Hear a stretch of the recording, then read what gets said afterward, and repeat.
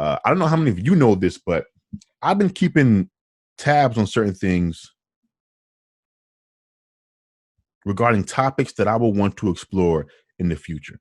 Just to show you guys real quick. So whenever a thought pops into my mind of, wow, this is worth exploring, this concept, this idea, I jot it down, and I've been doing a lot of jotting down for months now. And things keep happening in the world, and so I just add them to the bottom of the list. Excuse me. But this was written back, I think, in maybe October, because I remember what inspired today's topic, which is in my phone I have it written down as, quote, family is more important than politics, end quote. Are we sure? And this was inspired because Kellyanne Conway, who was working with Trump, the Trump administration, she resigned from her job, and she had written kind of a letter explaining that she wanted to focus on rebuilding and repairing her family. Now, for those of you who don't know, Kellyanne Conway worked with and for the Trump administration. Her husband despises Trump. He can't stand Trump. He thinks Trump is the worst person to deal with in the world. And their daughter, who became kind of a public figure later on, or in the middle of Trump's presidency, also had politics different than her mother. And so all of this was taking place. And it was always shocking to me. How can you possibly be married? Right? Like, if I'm at work and I'm working for somebody, and my wife is a public figure and she's always trashing my boss day in and day out, I'm not sure if my relationship will be able to handle that. And so I'm kind of shocked that the Kellyanne, that the Conway household was able to last amongst that division. But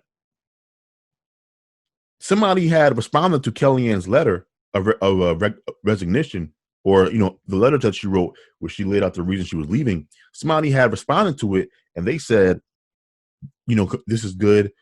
Families should always come before politics.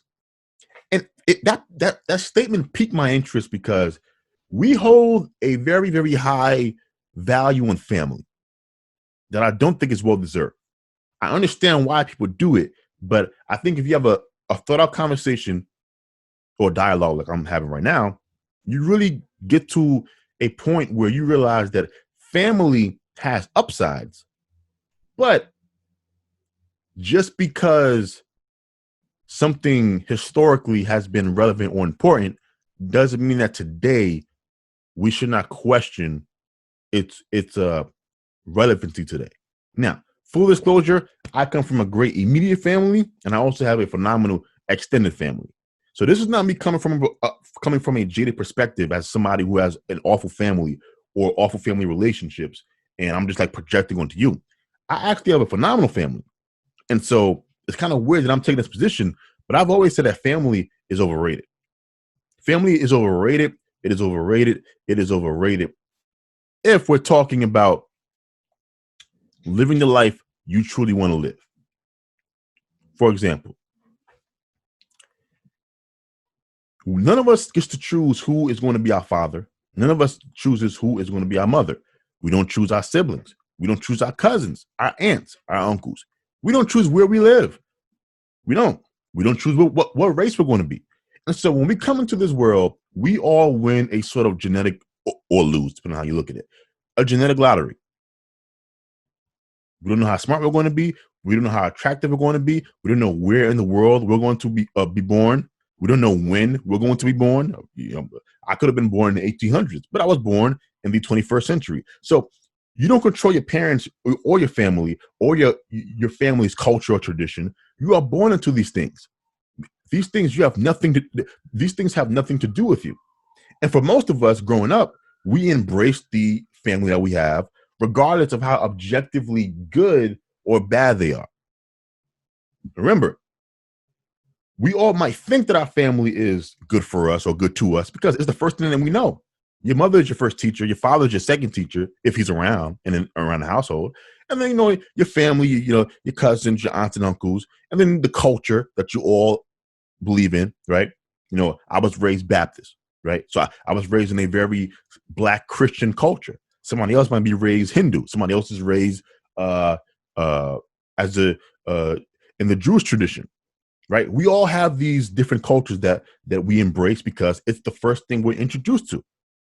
Then you grow up and you begin to question certain things.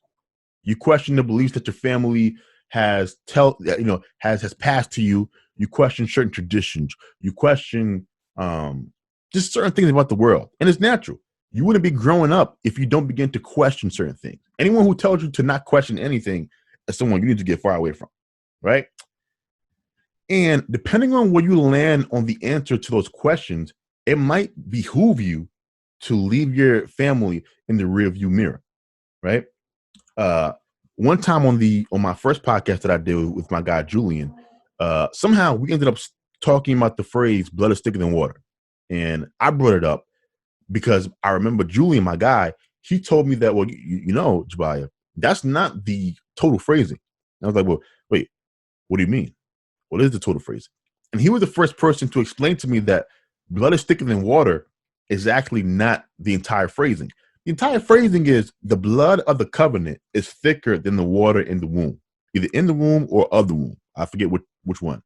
But remember that the blood of the covenant is thicker than the water in the womb. That statement means the exact opposite of blood is thicker than water. Blood is thicker than water leaves the impression that family should come first. Family blood is thicker than water. You need water. Water is very important to your life. You need friends. You need relationships.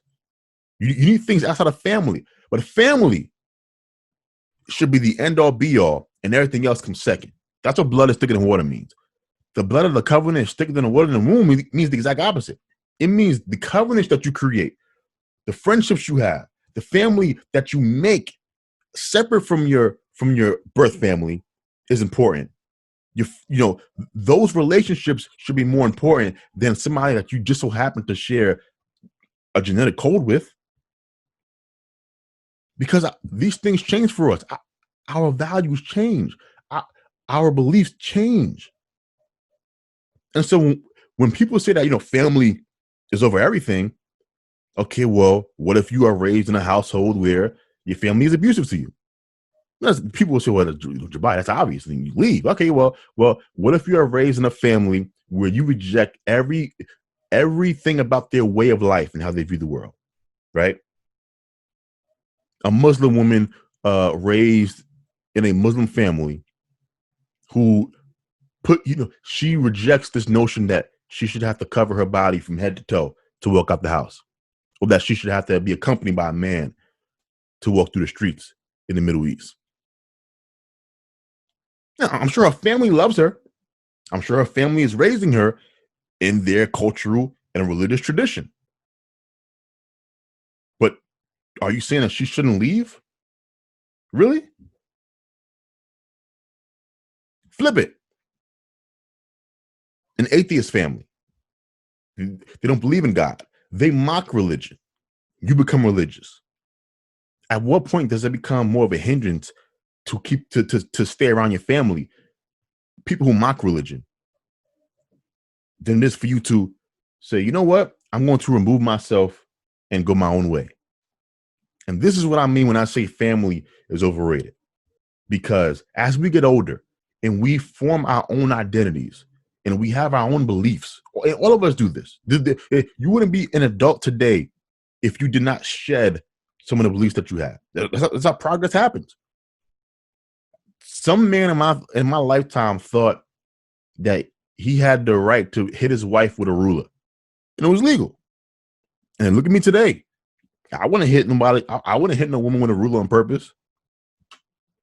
Different times, leaving certain traditions in the past, moving forward, progress. That's what happens. And so to say that family should be the end all be all, well, how will you ever begin to live your life to the fullest when you're constantly worried about family who you might totally disagree with? And I think it is very important for each individual person to live their life the way they want to live their life. I think it's important for each individual to live their life the way they want to live their life to the fullest. If you are comfortable with the decisions that you make, then you have to take life by the horns. Or how many years are you going to waste placating your family, making sure that they're comfortable, that they never find out what you're doing now? Dude, that is a level of stress and anxiety that nobody needs, including you. You don't need that. What you need to be doing is living your life the way that you want to live your life. And sometimes that does mean leaving your family behind. So no, I don't think family is thicker. No, I don't think family is the end all be all. I don't think blood is thicker than water. I believe that the blood of the covenant is thicker than the water in the womb.